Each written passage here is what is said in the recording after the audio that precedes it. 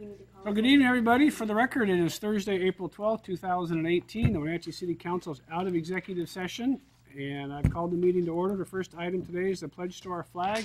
Councilman Mark Hart, would you lead us? I will do that. Pledge allegiance to the flag of the United States of America and to the republic for which it stands, one nation, under God, indivisible, with liberty and justice for all. Thank you, Councilmember Mark Hart. Yeah, you're welcome. Roll call this evening. We have 6 current, and hopefully we'll have Keith Huffaker on the phone at some point in the next few moments. First item on today's agenda are the consent items, which includes this evening's agenda, vouchers, and minutes from the previous meeting, and a motion regarding the use of the Apple Capital of the World trademark. And we need to amend the agenda to remove item D. That Item one is D, okay. not ready. Your Honor, I'd make a motion that we adopt the consent items, including this evening's agenda, with the exception of omitting item D, which is lease amendment number 1 to American Behavioral Health Systems. This also includes the vouchers as presented to us, the minutes from previous meetings, and the approval of a license agreement with the Veterans of Foreign Wars Post 3617 of Washington for use of the trademark Apple Capital of the World. Second. Motion by Councilmember Kulas, second by Councilmember Poyer to adopt this evening's consent items, including the agenda as amended, vouchers, minutes of the previous meetings, and for the use of the Apple Capital of the World trademark by the Veterans of the Foreign Wars. Discussion? Hearing none. All those in favor say aye. Aye. Opposed? Motion carries. Next item is citizen comment. This would be a time that any member of the audience wish to address the council on anything that's important. Give you 3 minutes. 3 minutes. Ask for your name and address. Good evening, Mayor and Council. Brian Campbell, 1837 Jefferson Street. I just wanted to say, in recognition of the aging population of the Wenatchee citizens, happy birthday to the mayor. Oh, thank you, Brian. Woo. Thank you, Brian. Hi, Chrissy. I don't know if you all know, but today is his birthday. And a busy man he is, not running our city, but also the CPA. And we just wanted little cupcakes that Paige and I did today. Oh, thank you. Oh, it's so sweet. There you go. Happy birthday. Happy birthday. Should we sing happy birthday? Yes. Sure. Happy birthday To you. Happy birthday to you. Happy birthday, dear Frank. Happy birthday to you.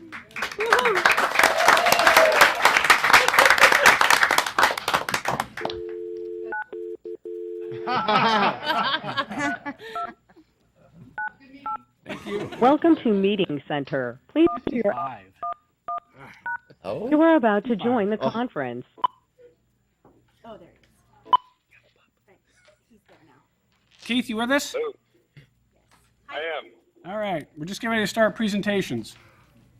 Unless there's any other citizen comment. Anybody else wish to address the council on something that's not on today's agenda? Seeing no takers. We have 4 presentations today. The first is regarding the YWCA Stand Against Racism proclamation. Who has that one? I do. Councilmember Mark Hart, would you read that into the record, please? We'll do that.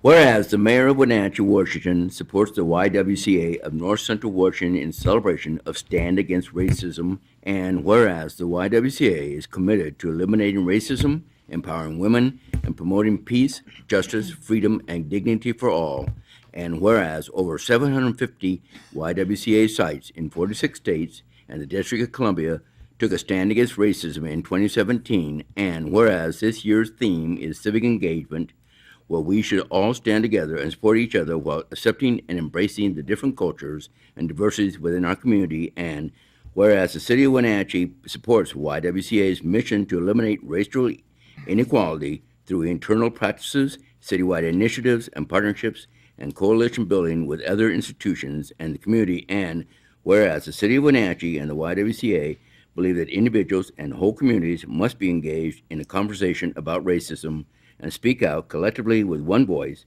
and pledge to stand against racism, and whereas Wenatchee residents value initiatives that will end race-based disparities and make the world a more equitable, inclusive, and dignified place for all to live and work in. Now, therefore, let it be known that I, Frank Kuntz, Mayor of the City of Wenatchee, do hereby proclaim the days of April 25th and April 26th, 2018 are declared as Stand Against Racism Day. In witness whereof, I hereby set my hand and cause the seal of the City of Wenatchee to be affixed on this 12th day of April 2018. Frank J. Kuntz, Mayor. Thank you, Councilmember Markart. Jenny, are you with us? Oh, I don't see Jenny or Shavana, so I'll accept it on their behalf. Okay, great. Let's get this to you then. All right. You. All right, the next proclamation this evening is regarding Arbor Day. Who's got the Arbor Day I proclamation? have that one, Your Honor. Councilmember Bailey. Proclamation of the City of Wenatchee, Washington. Whereas Take Pride in America and the Greater Wenatchee Arbor Day Committee have distributed trees in north central Washington for 29 years, and whereas Arbor Day celebrations have provided over 175,000 trees to be planted in our area, and whereas trees are a renewable resource, cool our homes, clean the air we breathe, and provide food and shelter for birds and other wildlife, and whereas planting trees beautifies our community and provides a healthy, happy family activity, and whereas in conjunction with Arbor Day, trees will be distributed this April, Wenatchee at Walla Walla Point Park, in Kashmir at Martin's Market, in Leavenworth at the National Fish Hatchery, in Etiat in City Hall, and in Orondo at the Marketplace. And now, therefore, I, Frank J. Kuntz, Mayor of the City of Wenatchee, hereby proclaim that April 14th, 2018 is Arbor Day in the City of Wenatchee. And I urge all citizens to celebrate Arbor Day and to support efforts to protect our community urban forestry resources. And further, I urge all citizens to plant trees to gladden the heart and promote the well-being of this and future generations. And witness whereof, I have hereunto set my hand and caused the great seal of the City of Wenatchee to be affixed on this 12th day of April, 2018. Frank J. Kuntz, Mayor. Thank you, Councilmember Bailey. Bill and Patty, you both here? There they are. Yep. Come on up. How are you? I'm well, thank you. Nice to see you. How you doing? Oh, got microphones. What's the date on it? We don't have on On Arbor Day, so 21. guys, the microphone, you can tell us what's going on Saturday. Okay, well, thanks for this opportunity. And yeah, this Saturday here in Wenatchee at Walla Walla Park, Park Shelter number 2, we're going to be distributing tree seedlings. And this year we have 4 different species of trees and 3 different species of shrubs. And we like to pick trees that are good for smaller landscapes. And now we're looking at firescapes and firewise type stuff. So that's what we target. And we hope to see a lot of people come out. And ultimately, we hope to see a lot of trees go on the ground and planted and all. So thank you. Great, and I was wrong. You are getting your picture taken. Oh, okay. With the proclamation. Stay right there. You're good. Oh, It's okay.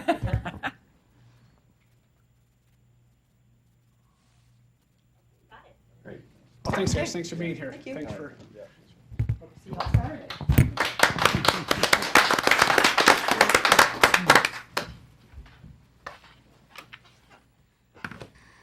All right, our next proclamation is regarding Child Abuse Prevention Month proclamation. Who's got that one? I have that, Your Honor. Councilmember Harold. Whereas every child is entitled to be loved, cared for, and nurtured, and to be free from verbal, sexual, emotional, or physical abuse. And whereas the majority of child abuse cases stem from conditions that are preventable in an engaged and supportive community, and prevention efforts have the potential to benefit many children in Chelan and Douglas counties. And whereas child maltreatment occurs when parents and caregivers find themselves in stressful situations without community resources and lacking the ability to cope, and child abuse and neglect not only harm children directly, but also increase the likelihood of future criminal behavior, substance abuse, health problems, and risky behavior. And whereas the cycle of child abuse and neglect can be broken by providing community support to families through programs such as the Court-Appointed Special Advocate, CASA program, that help determine the best way to provide a healthy environment for children. And whereas effective child abuse prevention programs succeed because of partnerships created among social service agencies, schools, faith communities, civic organizations, criminal justice agencies, and the business community. And whereas the Chelan Douglas CASA program is one of 5 nonprofit court-appointed special advocate programs in the state of Washington, and the only CASA program to provide a trained advocate to every child removed from their home due to abuse and neglect. Now, therefore, we, the City of Wenatchee, hereby proclaim April 2018 as Child Abuse Awareness and Prevention Month and call upon citizens, community agencies, faith groups, medical facilities, and businesses to increase their participation in efforts to support families, prevent child abuse, and strengthen the communities in which we live. In witness whereof, I have caused the seal of the City of Wenatchee to be affixed on this 12th day of April 2018. Frank D. Kuntz, Mayor. Thank you, Linda. Is Kenzie out there? Yep. There she is. Come on up. Bring everybody. How are you? How are you? Hi, nice to see you. Picture first, or you want to talk first? I don't want to talk, so you can talk. So we'll talk first, picture second. Oh, okay. Well, thank you, everyone. As it was just read, this month is Prevention and Awareness Month for child abuse. We like to say that we don't have child abuse in our community, but unfortunately we do. We served more children this last year than we have in the last 25 years that the program has existed. So we served 253 children. These are children that have been removed from their homes due to abuse and neglect. And as the proclamation says, we really are asking for community involvement in helping our families so that we can help our children. So thank you. Thank you. Thanks, ladies. Let's get our picture taken. Okay. Oh, you want us up further? Yeah. All right.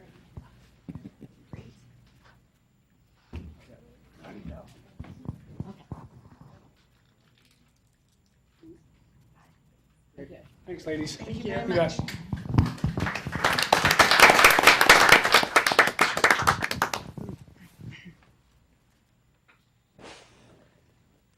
All right, and our last presentation tonight is one that I get to do, and I get to recognize one of my favorite people, Barbara Tilley. So for those of you that are not aware, Barbara's been awarded the Governor's Volunteer Service Award recipient, one of a dozen or so volunteers around our state who have been awarded that by our good Governor Jay Inslee. So I'm going to read a little bit about the award and then a little bit about Barbara. So this is from Olympia. Serve Washington is pleased to announce the recipients of the 2018 Governor's Volunteer Service Award, ranging in age from 8 to 82, although that might be wrong by 1 year.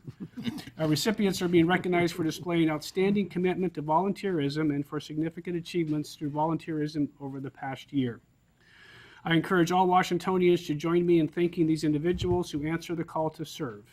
Governor Jay Inslee said, "These volunteers are helping to build a better Washington for current and future generations. Without their gifts of time, talent, and resources, our communities would not be as successful and vibrant as they are today." And there are going to be an awards at the Governor's Mansion. Sounds like maybe it already happened. So I'm going to read this little blip on Barbara. Barbara joined RSVP in 2013 as a volunteer coordinator and volunteer for our local backpack program. Barb wanted to find a way to alleviate childhood hunger in our area over the weekends. She knew they could receive food Monday through Friday through free and reduced meals in our school district. The pilot program started through her church, taking on one school. The backpack program collects and distributes a bag of food to children on Fridays, helping to provide nutritious meals over the weekend. It is filled with 13 to 15 items of individual serving size food for the children and something to share as a family meal. The backpack program plan was a success, so Barb started recruiting other churches to sponsor more schools. I met Barbara through a mutual friend who informed me of all she has accomplished in such a short time. I'm the volunteer, this is coming from Karen Brugman, by the way. I'm the volunteer coordinator for RSVP of North Central Washington. I was asked to utilize my skills and assist in recruiting churches for schools. 3 years later, we have 24 churches, 2 service clubs, and between Wenatchee, East Wenatchee, and Leavenworth, they serve over 700 children. The program continues to grow each year. Barb and 2 of her colleagues write grants and fundraise to help support the program. Not only is this her passion, she's 83 years old, and she serves with her husband Earl, former mayor and state lawmaker, at our local soup kitchen every month. Barb personally sews and contributes products for feminine hygiene packets for young women in foreign countries, helps with blood drives, and serves with emergencies in Chelan, Douglas, and Okanagan counties. She's raised her children well. They are very well community-minded, and I can't say enough about this woman. She impresses me so much, and I consider her a mentor who has opened my eyes to a world I had not thought of before. She is what I aspire to be when I am in my 80s, and that's from Karen Brugman. So Barb, come up. Karen, come up. Earl, come up. Okay.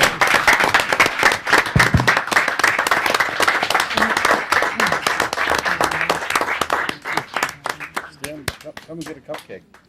I can't think of anyone I would rather honor than you. Come on up. Oh, goodness. Well, I have my support group I here. can see. Your security team, I huh? have my husband Earl Kelly, and then Karen Brevman, you introduced. Yes. And Karen, you have a cadre of our workers. I want you to introduce them. Oh, okay. Well, this is Jen Gale, and she works at Grace Lutheran, and Rebecca Lake works at Grace Lutheran. She's the one that does the grant writing. Okay. They do all this stuff. This is my boss, Christy Hill. She's the Deputy Director of Community Action. This is my other boss, Olivia McMasters, that's the Director of RSVP, or Program Director of RSVP, AmeriCorps, and VISTA. And Carly's the Administrative Assistant for AmeriCorps. And I'm the Volunteer Coordinator for RSVP. And these people are the people who do the work, I'll tell you. It's just, we've been so pleased with this program because it just feels like God is the chairman, the overall chairman. Miracle type things keep happening. Fundraising is easy, I hate to tell you that. We just have had. It's hard to say no to you, Barb. Yeah, it's more like that, yeah. Fundraising is never easy. Yeah. But when we get reports from school, when parents come and say, we wouldn't have had anything to eat this weekend in our home if we wouldn't have had this little bag, it makes us cry and it keeps us going. So thank you so much. No, thank you so much. for all this. Congratulations.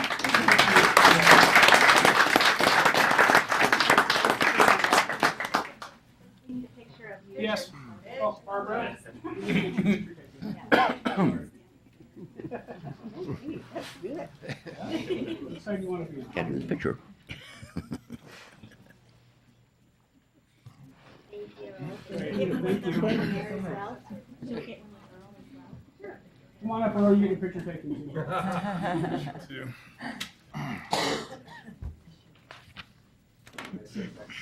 Barbara. Perfect. Thank you. Thank you. All right, thanks, guys. So you know them at all from your lacrosse days? I've met him, but I don't Use this weekend. All right, is that it? You're in town? Oh, okay. I better do some action items. All right, first item on today's action items regarding a memorandum of understanding for the Day Drive Trailhead. David Erickson, Parks Director.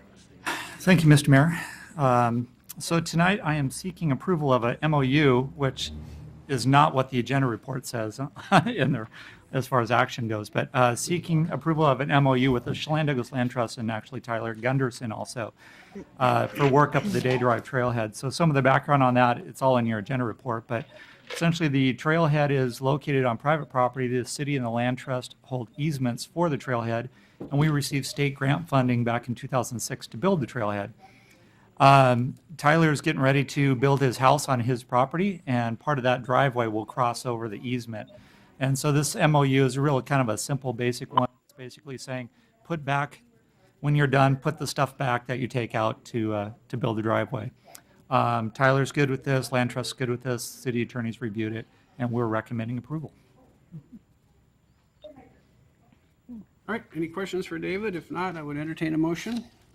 Your Honor, I move to approve the memorandum of understanding for the Day Drive Trailhead with the Chelan Douglas Land Trust and Tyler Gunderson. Second. Motion by Councilmember Harrell, second by Councilmember Esparza to authorize approval of the memorandum of understanding between Chelan Douglas Land Trust, Tyler Gunderson, and the City of Wenatchee. Discussion? Just a quick question, Dave, on the memorandum itself, item number 2, second paragraph there, and then last sentence says, work will result in closure of the trailhead for no more than 2 days. Is that they're expected to get all that work done in 2 days, so they don't, or is that, Yeah, they just have to move the fence and stuff like that out of the way and put it back. And this was a schedule that Tyler said, oh yeah, we can get it all done in that amount of time. okay, Yeah. okay.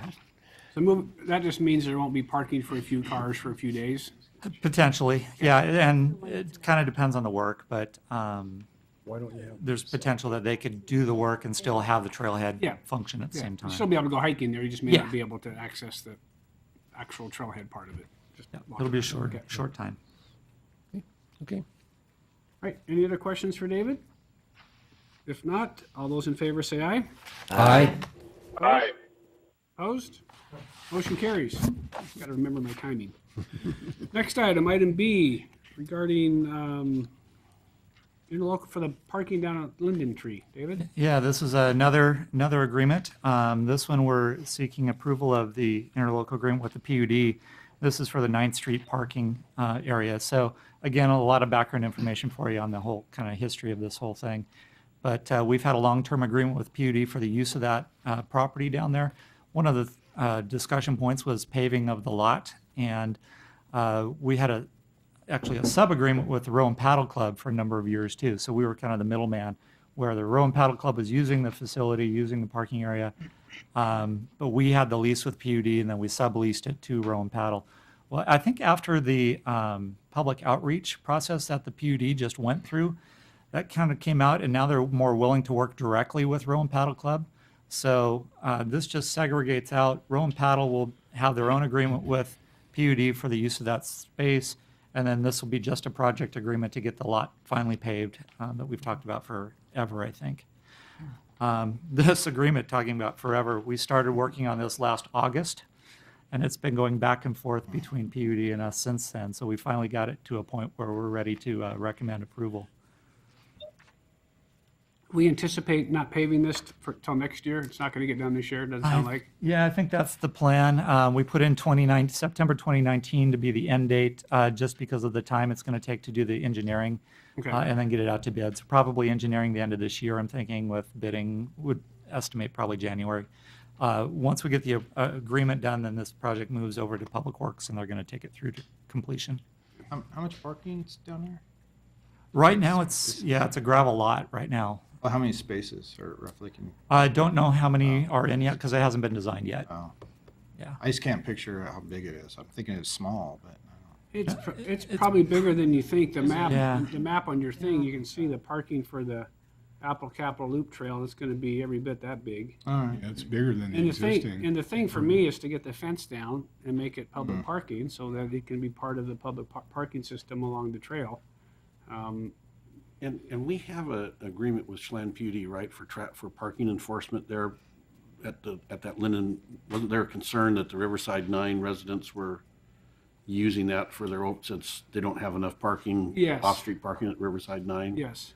So we going to be doing this, will that extend to this lot as well? I'm assuming it will. I don't, do we enforce the parking for the PUD generally speaking? I'm looking to anybody that, Not currently. They have an on-call Yeah. agreement. PUD has this, whatever the security is, the security department that's been taking care of most of that. But they also have the PUD set up for on-call. And it's mostly been focused down at the Orondo Boat Basin, that area, but not specifically in Yeah, this area. I just remember the specific discussion at Linden Tree because the Riverside 9 residents were Yeah. filling the lot there. and I think it'll They've be. got it signed now. Mhm. Yeah.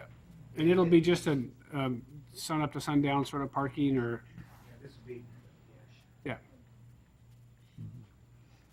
And I think that. My only question was, does this kind of, with the end date in there, does that lock us in that we have to have it paved by that date, even if the price of asphalt goes through the roof?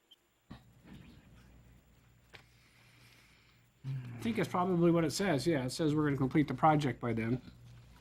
And we do have, Keith, we've got, $350,000 of LRF money, and we have extra money in the LRF fund if for some reason it goes over. I think we have enough reserves in that account to do that. I'm one who thinks we need to get this done, and it should have been done years ago. Don't we just?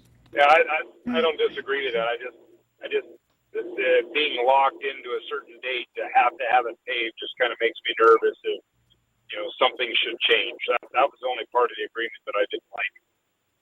We had a struggle getting it to the 2019 date. PUD wanted it done by September 30th of this year, and there's no way we could get engineering and everything done by then, especially with the outreach we need to do with the Row and Paddle Club to make sure that turn radiuses and all that good stuff Don't work we for their boats. attach with other projects so we get better pricing?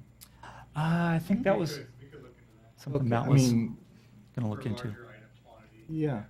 There was some thought that we would try to get this done along with the other parking we're going to do along the waterfront near the wastewater treatment plant, but it sounds like we're on different schedules for those now. Right. And I could tell by reading this, so this was a give and take, because there's stuff in here that I don't like, but I'm assuming it got negotiated, and it's like you gave them that to give this, and so I'm not going to micromanage that. Overall, I just want to see the thing paved. Yeah, Dave, is it, now the actual agreement, I mean, we lease this whole piece of property from the PUD, correct? We currently do. Currently do. Okay, now the lease term, is that a long-term lease? Yeah, it actually expired in 2014, but it's got automatic one-year renewals. One-year renewals. So we've been just rolling over since then. Letting it roll over. Yeah. Now, and then we sublease that.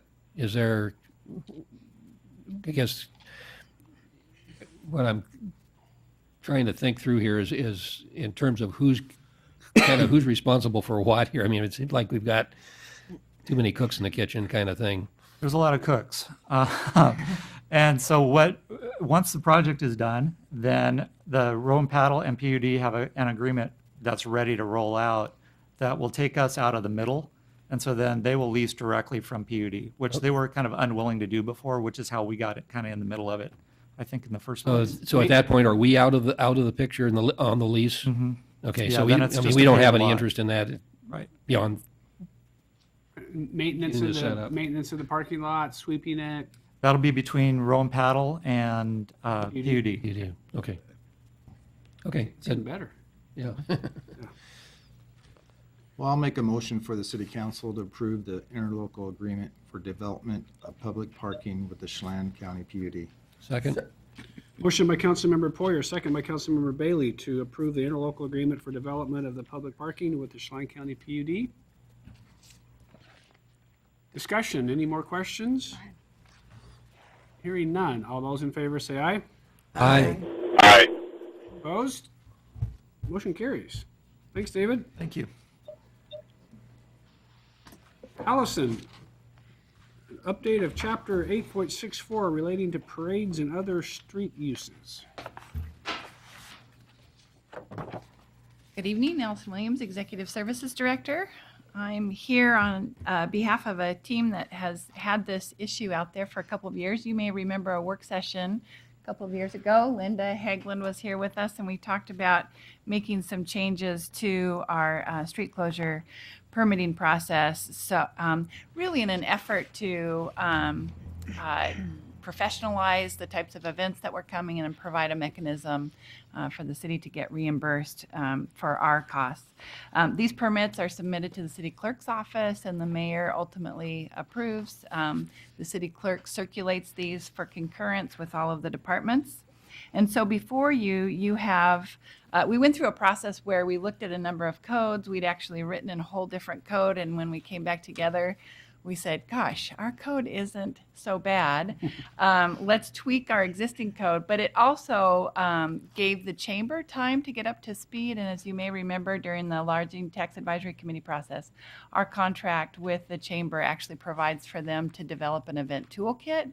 And so the idea is we don't need to make our code as onerous. The chamber's going to be putting together this event toolkit that will help event organizers prepare themselves in order to come in and navigate the process. So we think that was actually a really good outcome. So time sometimes is a good thing. So the key changes are 864-060, which provides our legal basis to charge costs back for the event. So basically, an event will apply, it will get circulated, our engineering department will determine a cost to, and manpower, labor, materials to get the closure done. This does require a little bit more time, so we increased the time to apply from 30 days to 60 days. It provides a provision for a security plan. Our police department, in light of the events that are now occurring that include alcohol, so you think about rails to ales and those types of events, our police department wanted to trigger in there so that they could make sure that those were accurately staffed with security. The other thing that we have been working diligently to do is to require the notification of impacted properties. So to put that on the organizer to make sure that they're not only notifying the neighbors but the business organizations that would be impacted. And then our police department also requested that we update the penalties to add a misdemeanor for interfering with a parade or street closure. So that gives them the opportunity, if we do have, essentially the permit is provided to the event organizer, makes the street their place to carry out the event. So this would give our police department the ability, if somebody comes in to interfere, to deal with that. So we reviewed it internally and are looking for your approval. And Linda's here tonight. She's probably happy to see this done after a number of years. She's been pushing for it. So, questions? Do you think this is going to change the amount of participants or people wanting to do these things? I think what it does for us is it helps. The concern has been people coming in at the last minute, wanting street closures and those sorts of things, and not being adequately prepared. And so this, together with the Chamber's event toolkit, the idea is to kind of develop the professionalism of the events. So it may there may be a few events that choose not to take place, and so we'll just have to weigh that. If I did events in the past and I know it's 40 days ahead of time, I guess it's their responsibility to figure out that we changed this, or can we send everything in the past and say, hey, we've changed something over here? Yeah, we will absolutely do some notification to this. We have a list of those who have organized events in the past, so we'll make sure and distribute to them, and obviously work through the Chamber and the Downtown Association for events they work with. Yeah, we have a few frequent flyers who don't come in want on Tuesday for the permit that we know, and they've advertised they're closing the street on Saturday, right? And they come in on Tuesday, and if you think I'm signing the permits, that one signs all the permits for the parades. I rarely know much about them, but I think the process really needs to be cleaned up a little bit. So currently, if somebody comes in 2 weeks before they want to do something, are we signing those? Yes. Yeah.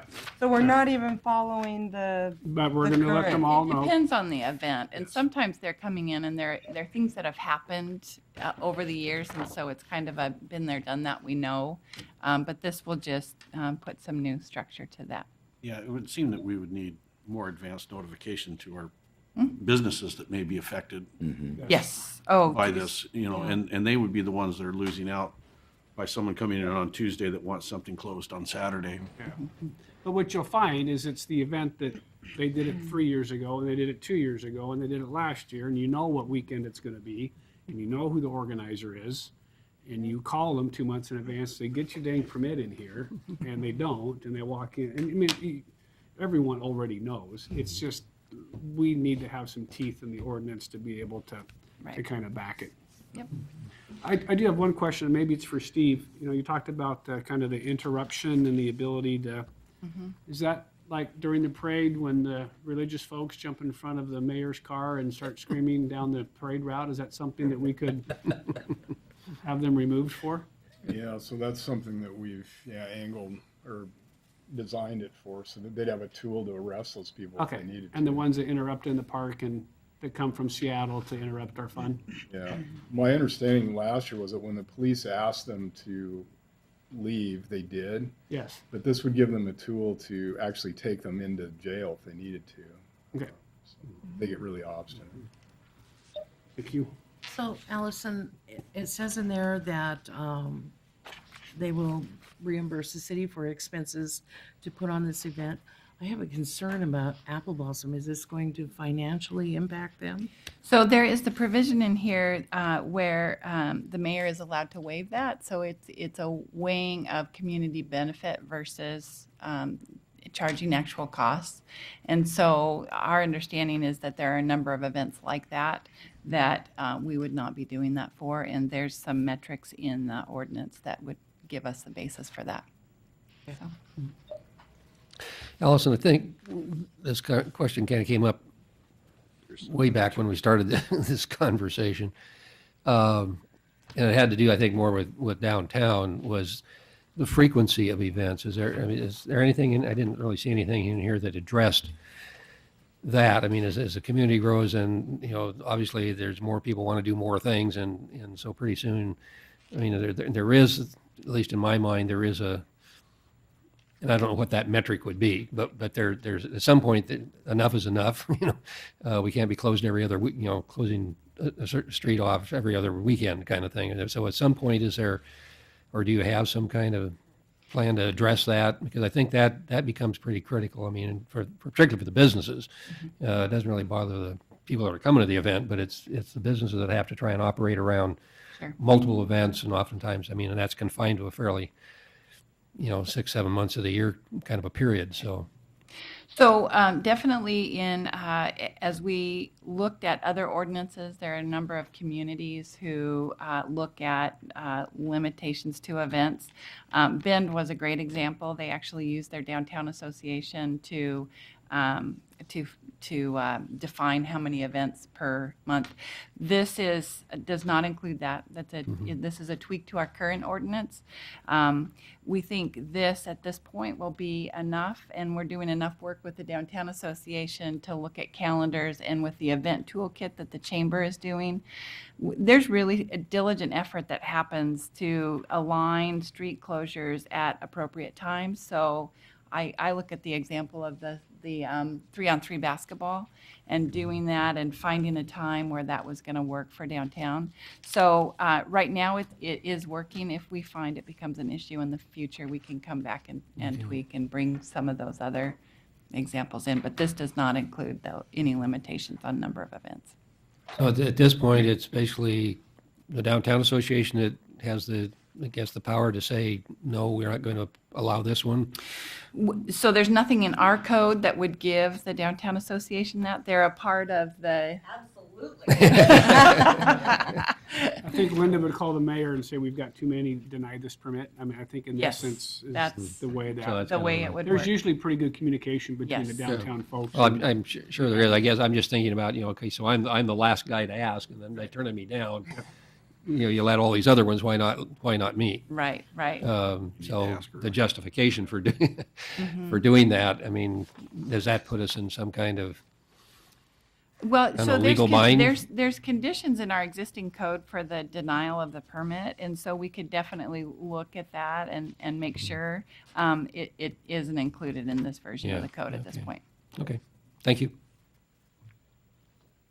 All right, any other questions for Allison? If not, I would entertain a motion.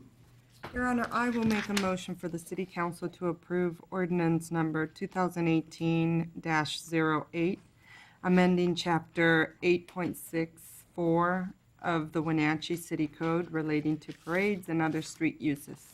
Second. Motion by Councilmember Esparza, second by Councilmember Markart to adopt ordinance number 2018-08, amending Chapter 8.64 of the Wenatchee City Code relating to parades and other street uses. Discussion. Hearing none. All those in favor say aye. Aye. Aye. Opposed? Motion carries. Thank you, Allison. Code enforcement. Who's going to do the code enforcement? Glenn, is that you? You don't look like Cliff. Good evening.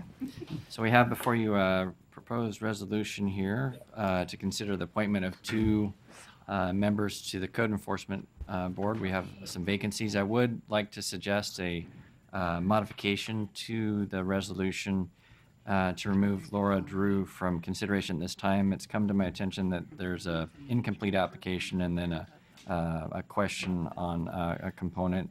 So if I would make that suggestion that should be removed at this time, and make a recommendation to approve Cameron DeMaster's participation in the Code Enforcement Board. We could really dearly use another member, and I think you do a great job. Cam's a great kid. That was the deal. Any questions for Glenn? If not, I would entertain a motion.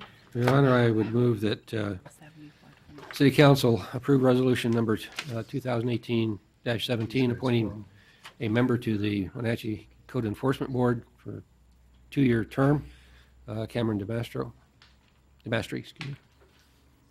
Second. Motion by Councilmember Bailey, second by Councilmember Esparza to approve resolution 2018-17, appointing Cam DeMestre to the Wenatchee Code Enforcement Board for a 2-year term. Discussion? Hearing none. All those in favor say aye. Aye. Opposed? Aye. Motion carries. Thank you. Thanks, Glenn. All right, back in angle parking, Mr. King. Evening, Mayor and Council. Steve King, Economic Development Director. This item before you is worked on this in coordination with Gary Owen, the city engineer, and Steve Smith. This was initiated as part of the federal building repurposing or rehabilitation. As that building fills up with pushing 200 employees, parking around the facility will be tight.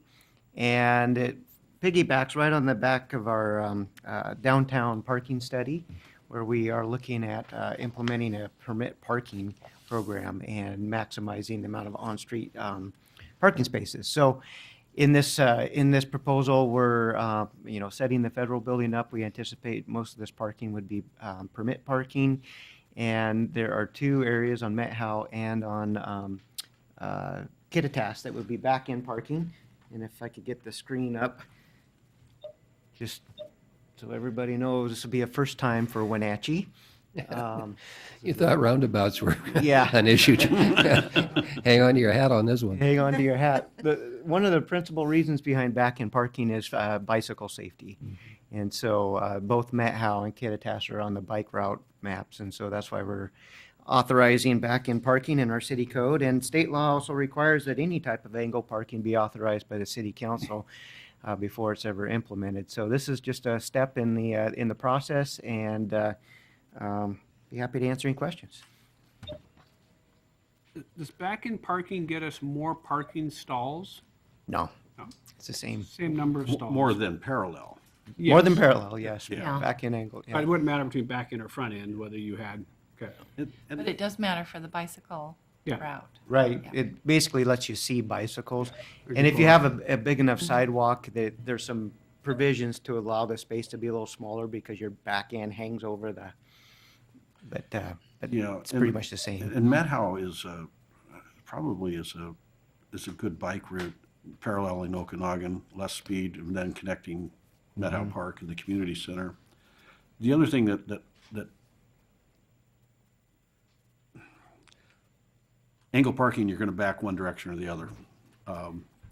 And in this application, I guess what appeals to me a little bit, besides experimenting with it, like you said, Councilmember Bailey, it's going to cause a kerfuffle somewhere, is that the back end here is so far from the building entrances that the issue of exhaust fumes entering buildings is pretty much nullified, if that makes sense. And I think that what you're showing in the separation, we're probably not going to have an issue with overhangs on sidewalks. Right. You can anticipate that most of this would be employee sort of parking, so it'd be the same folks during the week and used to it and. Yep, yeah. Unless people come in to conduct business. Yeah. The parking on Yakima will always be open for Yeah, public see, the parking. stuff on Yakima is gonna be. And that's regular head-in parking there, the way that's shown. Because it'll be one way going down, right? It one way going down. It may be one way the other direction, in which case we'd reverse the stripes. That'll be determined in the engineering of the. And the west side of the federal building, the 2 layers of the herringbone angle parking, that's public parking as well, or is that? That would be probably mostly employee parking, maybe some public up near the front. Yeah, up near the entrance, yeah. Steve, I guess just to be clear here on looking at the map that you've included in our packets there. So Yakima Street is angled parking. Is that back-in parking? That'll be head-in parking. That'll be head-in Yeah. parking. Mhm. For the public, it'll be public Okay, parking. and that will be therefore that will be a one-way going east. Yeah, it's shown as a one-way going east. It's potentially could go one-way west. That'll be figured out in the design and a traffic analysis. Okay, Yeah. and then the angles would be reversed. You would at the- reverse them at if you that went point. the other Okay, way, so yeah. whether it's either way, it's going to be a one-way street. Yeah. They're in front of at the entrance level. Mhm. Okay, then on Kittitas Street, that remains a two-way. That remains two-way, correct. Two-way with the westbound traffic angle backing in. That's correct, yeah. Okay, and then on Met House Street, that would be angle parking, and it would be back-in parking as well. Yes. Okay. Yeah. Okay. Mhm. The Yakima Street one, I guess, is the one that I had I guess kind of the question of that turning into a one-way in there, and that's a kind of a crowded. Oftentimes gets kind of because you've got people coming out of the fire department lot there. They're using that as a pass-through from the bank. So there's a lot of right and left turns coming out of there into there. Then you got a major intersection and so forth. So I guess I'm just wondering if that is that would that be a disruptor to make that actually just make that parking without pass-through traffic? You mean block off the street totally, Yeah, just make yeah, it just parking? make it a parking. So you'd have both sides of the street? It's not wide enough to do angle parking on both sides Both of the sides? street. Yeah, Okay. you'd have to get into the federal building property quite a ways to make that. Yeah. Hmm. That actually that was a suggestion Local had, and I think we need to look at it from a traffic standpoint, but having circulation capacity around that building is probably a good thing. Okay. So Hunting for a parking spot. Yeah, exactly. Mhm. Okay, thanks. I just, it'll make a fairly substantial change in people's behavior when doing that. So I'm just, yeah. Okay, thanks. I have a question on on the art. Is that going to be removed? So the mound area the good question, where the parking lot is shown on property, is currently the area that's fenced in with the mound art. And that requires a specific process to go through if we decide to remove it. And so that's yet to be determined if it will be removed or not. I'm a little concerned that it's going to be just a little bit confusing for people. But I suppose after a period of time, it'll be fine because you've got the head-on parking on Yakima Street and back in on Kittitas and Methow. I'm just worried that it's going to cause confusion. But I guess if it doesn't work, we can always go back and change it. Yeah, that's a good point. It's just paint on the Yeah. ground. I think one of the good things about this being a test case is this is something where it'll probably mostly be city employees, and we'll be able to train in. So it will be there's two test cases that will probably come out of this. That one is permit parking, and then also the back end. All right, any other questions for Steve? If not, I would entertain a motion. Your Honor, I make a motion that we adopt ordinance 2018-09, amending Wenatchee City Code 6B.06.155 to authorize angle parking on a portion of South Methow Street, Kittitas Street, and Yakima Street in the city of Wenatchee, and amending Wenatchee City Code 6B.06.150 Section 2, Sub C, to allow back-in angle parking if authorized by appropriate signage. Second.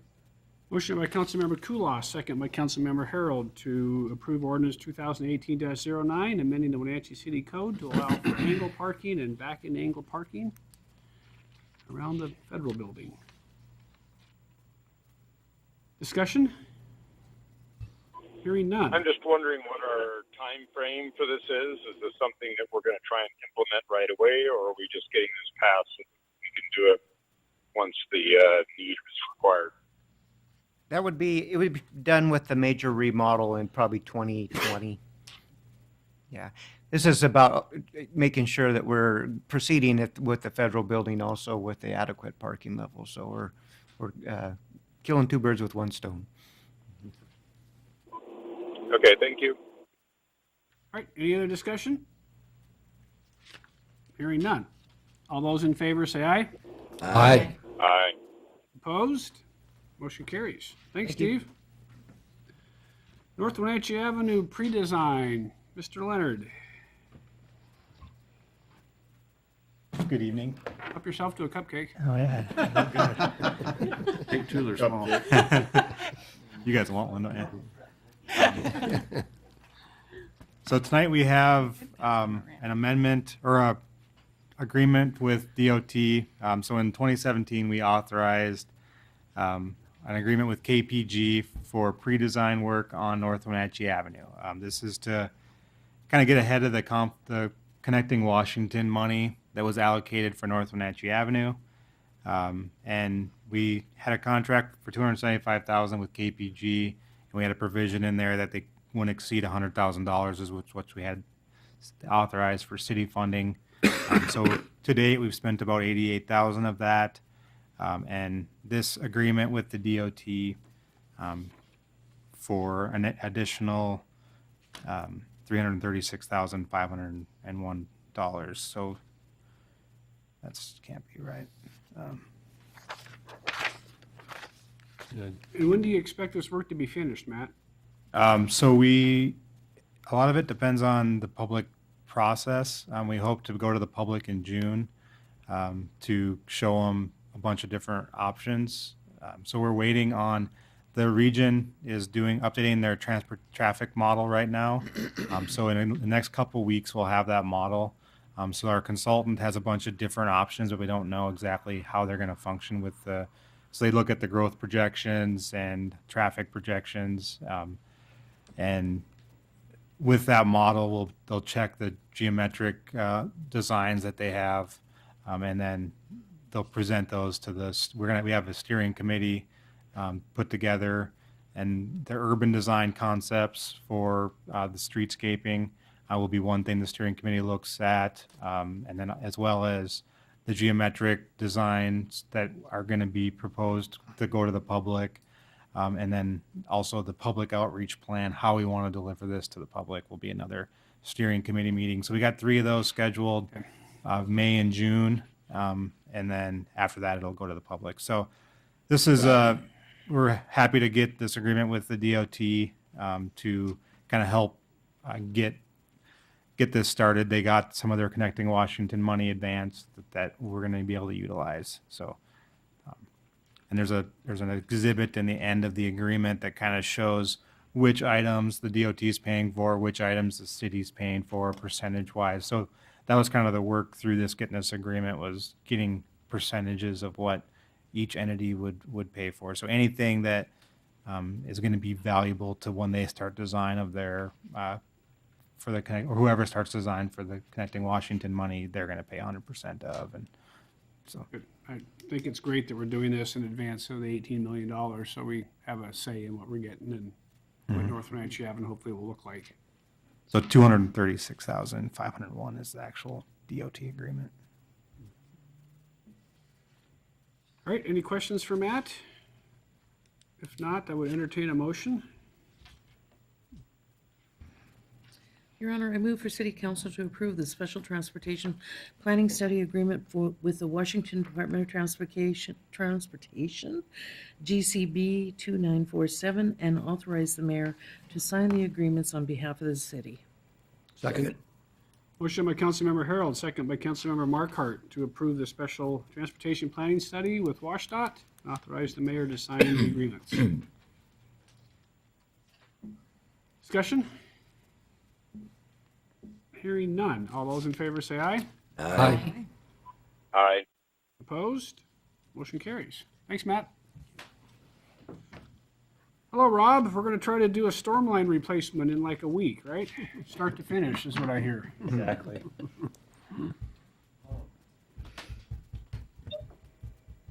Matt's going to queue up the GIS here. Actually, just the aerial photo. Okay. Oh, look at us. We are getting fancy here. Not really.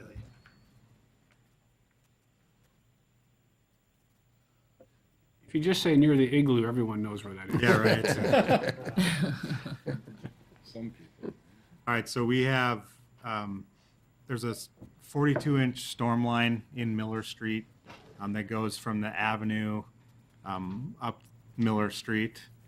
And then, so this section is a corrugated metal pipe that's 1970s, and it's failing. The whole invert of the pipe is corroded.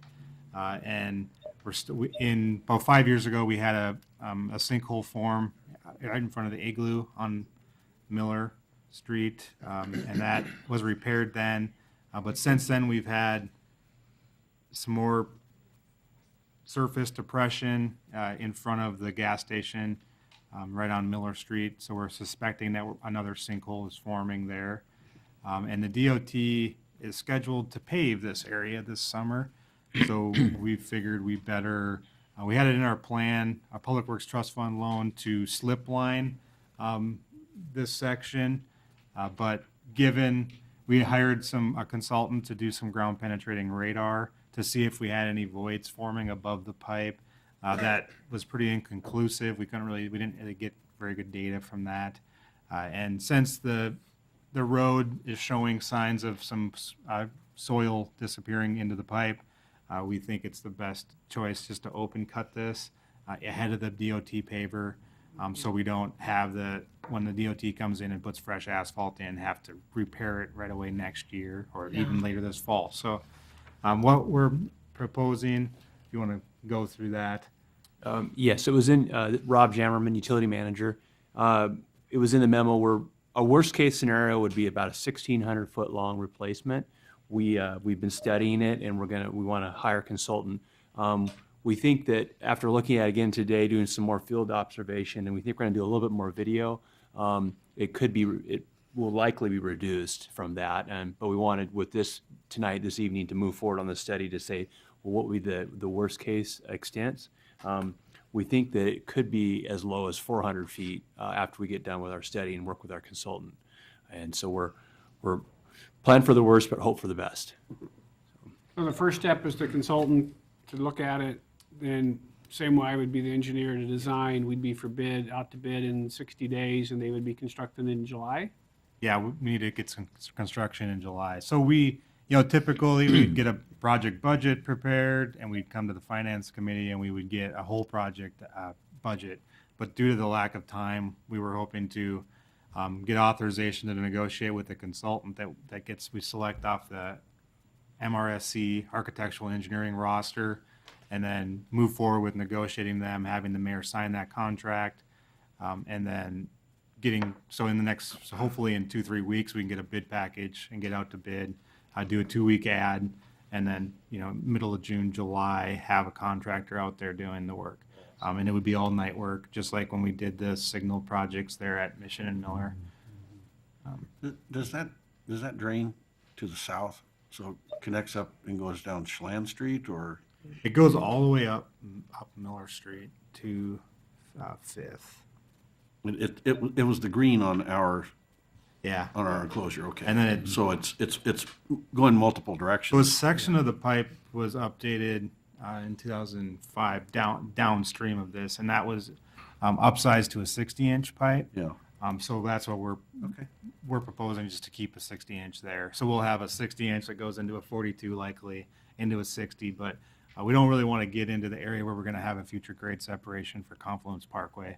So they'll skip that, and then that'll get upsized when we go to that project. And that sinkhole that developed at the intersection, that was First and Miller, or the Igloo one? The one at North Miller, North Wenatchee Avenue. That was Pioneer Water Users irrigation system, wasn't it? Yeah, so there was abandoned irrigation line in there, and that just provided a place for the material to go, but it was really because the storm pipe, So in the other words, whole invert was we don't gone. really know what all is in that corridor. Yeah, we videoed it. Really, I mean, outside of. We don't Yeah. really. Fun. Yeah, but Yeah. at least that irrigation line's not active anymore, so that Yeah. is a good thing. So Matt, will we do an interlocal agreement with the state to share the paver when they do their paving? No, so we've coordinated with them. They're going to be their contractor expected to be here in August, so we would just get it done before them. So hopefully not impact their contractor So or their we contract. pave at all. our part of it. Then So we'll pave, Patch it, yeah. we'll patch it, and then they'll mill up our brand new asphalt. But that's kind of how we have to do it. Yeah. Better than the alternative, which is they pave it and we go in 2 years later and dig it up. Yep. Right? Or couldn't we work it out so months they later, yeah. pave it when we need it paved? And kind Middle of, of winter. Timing, it's just not going to work because they're going to come in and mill it and then pave it, and so it if it happened where they milled it before and then that would help us, but we're anticipating the worst, that we would end up having to pave it to the top and then they'd mill that off. But just to keep traffic moving, there's gonna be extra, just because it's such a heavy use corridor. We can't really have a bump. Okay. Sounds good. How old is these pipes and how long will this projected last? And do we have this everywhere in the city? So we have 25%? we have a bunch of corrugated metal pipe. I can't tell you the percentage, but when we update the stormwater comp plan, I'm sure it'll tell us we need to raise rates and try to fix stuff. But we do know of some other areas where it's failing, and So this is like 60 years old now? yeah, it's Okay. like 70. I'm just guessing. And Holy cow. we don't have, we're not installing any more corrugated metal pipe. Right. We're installing plastic or concrete, which is going to last a lot longer. So it was just the cheapest back then, and that's what they put in. But the soil corrodes it over time, and then stuff in the stormwater corrodes it, acid. But the estimated, like for plastic pipes, probably like 100 90 years, 100 yeah. years. Yeah, it just seems like we probably got to get this going and Yeah. get them started. Let's do it. No, Yeah, go ahead, Jim. yeah, Matt, on the map that you have included in our packet here, and the 1,600 feet or whatever, that if you do the full meal deal like you're anticipating, that would actually go across Wenatchee Avenue. Yeah. That'd be your. Yeah, we'd connector. want to get across the avenue just so we don't have to deal with that in the future. Yeah, I was going to say that, to me, that, again, that's a whole, with all the things going to be going on, you want to get that piece of infrastructure taken care of before Yeah. we get into that other part of it, yeah. So what Rob's talking about, where we would cut maybe the scope down, so that Mission Miller intersection, so that was all just repaved with the last project in that intersection. So we'd probably put a manhole right at the edge of where we stop paving, and then just replace it down from there. So we would just be replacing it pretty much where the DOT is going to be paving this summer. And then we would just look at that as a future replacement. We don't have any, signs of issues in the rest of the area, so we just kind of concentrate where we know we have problems. Yeah, problem. All right, so I would entertain a motion for item H. I'll make a motion for the city council to authorize the mayor to negotiate with a design consultant for design service for the North Miller Street Storm Drainage Line Replacement Project, and further authorize the mayor to sign a contract on behalf of the city. Second? Motion by Councilmember Markart, second by Councilmember Bailey, to authorize the mayor to negotiate with a design consultant for design services for North Miller. Authorize the mayor to sign the contract on behalf of the city. Discussion? Hearing none. All those in favor say aye. Aye. Aye. Opposed? Motion carries. Thanks, gentlemen. Thank you. Mayor's report. I really don't know. Lots going on. I did meet with the county earlier this week regarding our sewer program out in the old station, the Sunny Slope, looking for a right-of-way permit as opposed to a franchise agreement. And fortunate for us today, there was a right-of-way permit issued. So, we can't tell you any more than that, but there was a right-of-way permit issued today. Once we heard it was ready, we sprinted up there with the city credit card, and we got the permit. Good job, Mayor. Now, I'm not sure the ones at my level knew that was happening. I think someone below just processed a permit for us, so. Away it goes. Oh, boy. So that's not for my issue, that's their issue. Sweet. Oh, Yeah. God. You know, sometimes stuff like that happens, so. Oh, let's get the excavators up there. Yep. Other than that, I'm not sure what else is going on. We're just really busy doing all kinds of stuff. I think some of the real estate stuff in North Wenatchee Avenue is getting close. Both the Stamilt and the Northwest Wholesale stuff, I think, are real close. Probably signing papers in the next week or two, I'm guessing. Sales tax, of course, you've seen those numbers are good.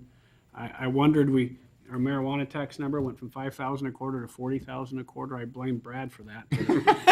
He said it was just an accounting issue. I'm sure that's, but, yeah. So we did that in Finance Committee today. We approved a few small things in finance.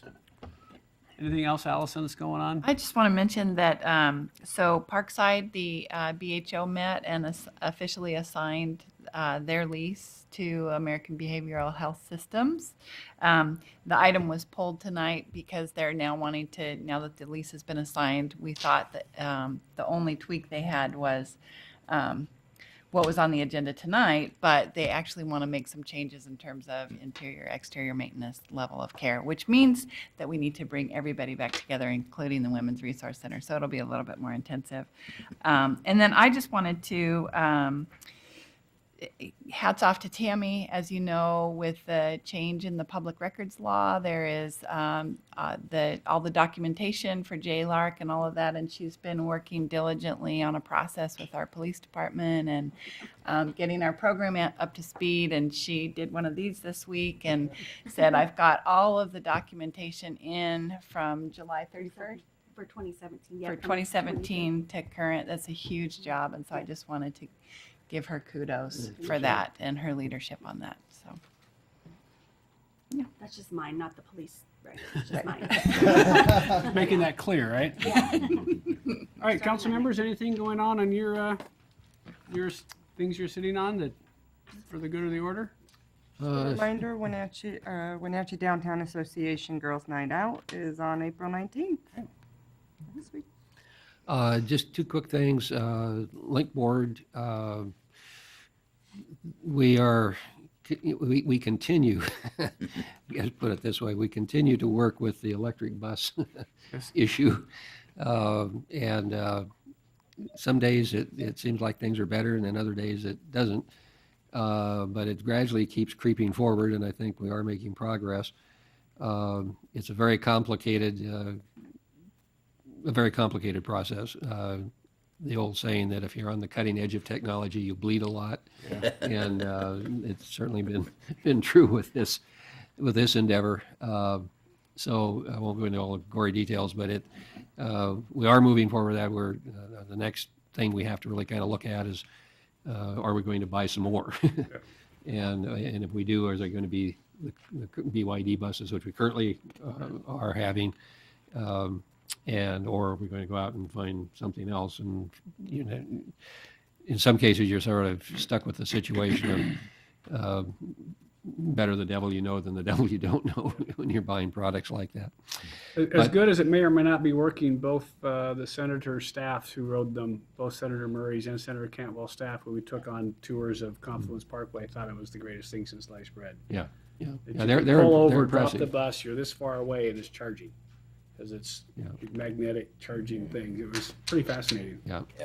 So the part of the technology is that, it's like a lot of things. I think the testing and all these kinds of things, they probably do that someplace in Florida, or Southern California, where it never gets below 40 degrees.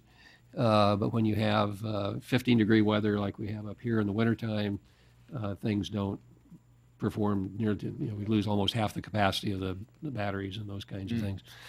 So it's a really steep learning curve really on both sides for that. But they are, I think they are the thing of the future. And when everything is working and working well, they're a pretty cool operation.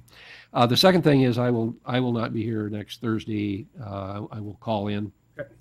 We're having a special RMSA things going on. I was elected chairman of the president of the RMSA board for the next 2 years, so that's going to probably mean more trips to Olympia than I care to anticipate. But anyway, we're looking forward to some things going on there. So, at any rate, I will, as I told Tammy, I think what I'll probably do, I'll get out of there about 4 o'clock. I'll probably make it to North Bend, maybe, and then I'll just pull in there, and then I'll go on my phone and do the meeting from there. Perfect. So. Anything else? All right, we're adjourned. We'll sign whatever you guys need us to sign.